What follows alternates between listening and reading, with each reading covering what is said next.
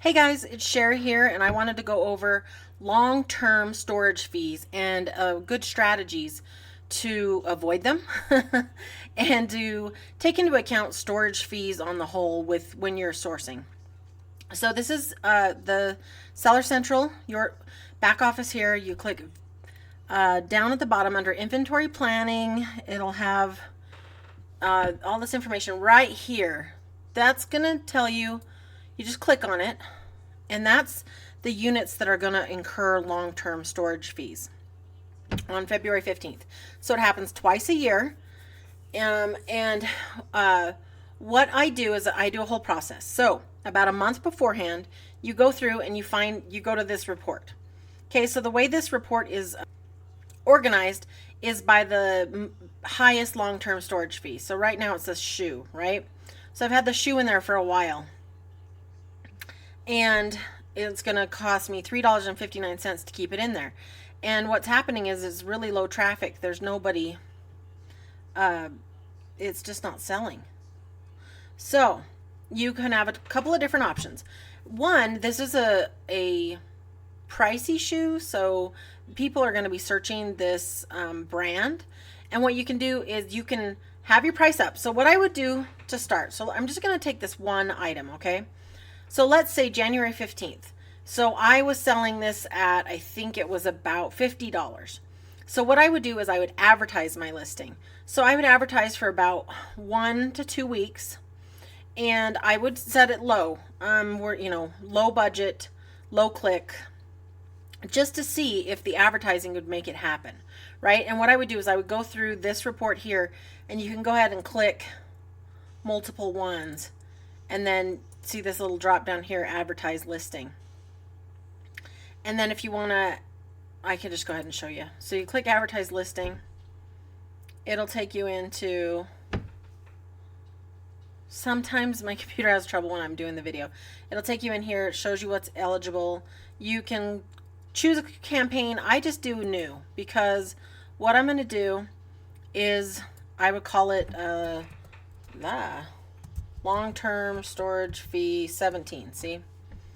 And I put my budget at a dollar, or you can put two. It depends on how many items you have and how high you can price them. So see, I'm not going to actually advertise these because I am like at the bargain basement with these prices. This is previously when the prices were higher on these, like the shoe, because I'm the only one selling it. If it was $50. So I would come in here, I would set my daily budget. So we're going to actually call this 17 test since I'm doing this video. I'm going to set my daily budget at $1 because I'm only running 2 items. But let's say I had, 10 items that if they sold would make me some profit. I might even put this budget at $2, even up to $5 if I really have some stuff that will sell. And then I would pick an end date. So I would do now until, you could do a few days, you could do a full week, you decide. Or you could do 2 weeks.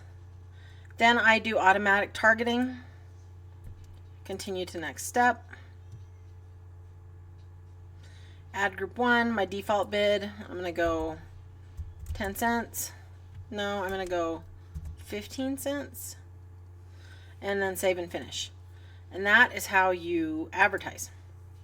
Okay, so that's the first step, right? And I didn't show you this earlier, but I did go through all my items and see if I had anything that I had a nice high price on, and I went ahead and advertised them.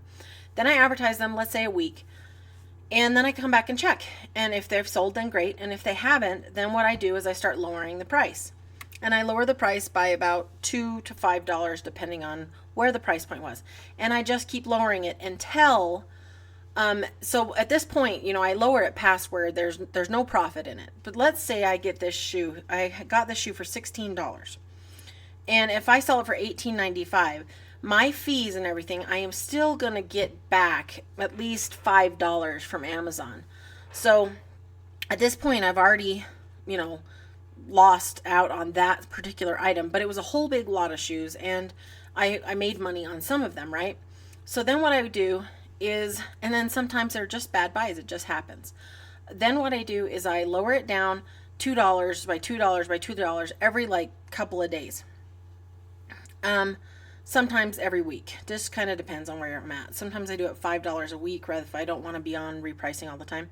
But as you saw, I only have 22 items that are even going to be affected. That's just not a ton compared to all of my other items.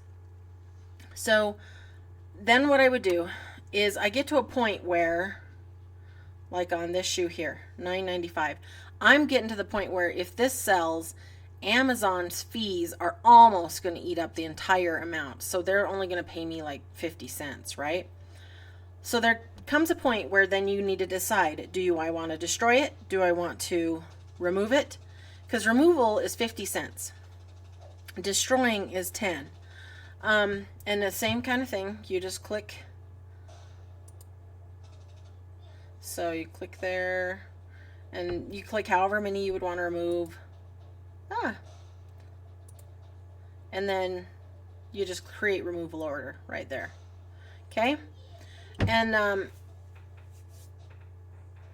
so my goal really is I will probably only have a couple of things that hit up long-term storage. And it is going to be this Kiss My Face, because it's 22 cents. And this will eventually sell. It's not the best deal I've ever made, and I've lowered the price, and I'll probably lower it again. Because the other thing you want to take into account, so this one here was overall a loser for me. When it first was selling, it was selling for 15, and I sold a couple of them.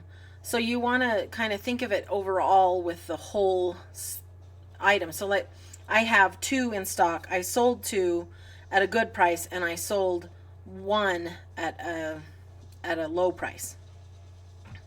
Because this is, I'm selling it for pennies above what I paid for it right here. And so it happens, but this is just the very few, because if you're buying the way that we teach, you don't have as many items do this, but occasionally it happens. This item Amazon had been out of stock on forever, and then they came back in and have never gone back out. So specifically with this, the other thing to keep in mind is there are monthly storage fees. So at a certain point, it is better to really have it destroyed or have it returned, donate it, sell it on eBay, whatever you want to do. It's better to do that than to keep paying the monthly storage fee and to definitely pay the long-term storage fee. And then in November and October, the monthly storage fees hike up really high. So this same process that you do for the long-term storage, you're going to want to start doing in September and October, so that you don't have anything hanging on that won't sell for sure in Q4. And then you also need to take into account the fact that you do have monthly storage fees that are eating into your profit. So if there's a point where you're literally paying Amazon, and even if it sells, they're not going to pay you back any money, it's better to do the 10 cents and dispose of the product. So that's my 2 cents about how to work long-term storage fees. If you guys have bought something big like a pallet of books and you have a lot, what'll happen with books is so many people are selling them for a cent with some shipping, and they're the merchant fulfilled, and there's no real way. I couldn't find a way to compete with those people on several of the books. So I ended up, when they were doing free removals, I removed them and then I donated them. But I would recommend disposing of them. 10 cents is going to be your cheapest way to do that. And again, I do the same process with anything big like that. I would take a whole, like when I had shoes or I had a whole bunch of books. Now that's not the way we source, and you can see the benefits of it because we hardly have anything charging us fees. So with books or anything like that, go ahead and put them all together and put your rock bottom price and see if any of them sell. And by rock bottom, I mean something that Amazon's going to pay you a little bit of money. I had it down to a quarter. And then once it would get to a quarter, I would just go ahead and dispose of them. So that's just kind of the way to think. Now, again, we're only talking about the losers here. I don't want to discourage you. This does happen to everybody. Everybody's going to have some losers. But overall, you have winners, and they make up for anything that you have that you lose money on. So that is my take on how to do long-term storage fees, how to get to this report here so you can take a look and see what you're expected to be charged. This is will be a different report than what you're charged for monthly service fee or monthly storage fees. Okay, so for monthly storage fees, you go to reports, fulfillment, that brings you here. You can click monthly storage fees. So I tried to do January, there was no data available yet, but December was here and I can download it, and then you'll want to put it into a spreadsheet. And it basically, it just has the information about the products, and it figures out the length, the width, and the height, and then it puts the fees on, and then tells you monthly what you'll be charged. The other thing you can do is come here up in the search bar, put monthly storage fees, and come down here to inventory storage fee,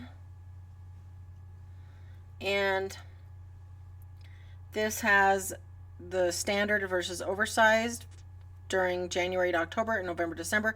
Now you can see why I say make sure you go through all your inventory before November, December. The jump on those is big. And then it has a place where you can put in the dimensions and get the volume and the fees. And then it will, there's just these different little tables. So you can just you can put this is regular, this is oversized. So that's just to give you an idea. So I don't worry overly much about the fees, but anything that is slow moving, anything that's past the 3-month mark, that is when I start looking at those things and clearing them out. And also why I don't recommend long-term buy and holds unless you're holding them in a warehouse or at your house and then sending them in when you're ready to sell them. So if you guys have questions, just let me know, and I look forward to talking to you guys another day. Bye.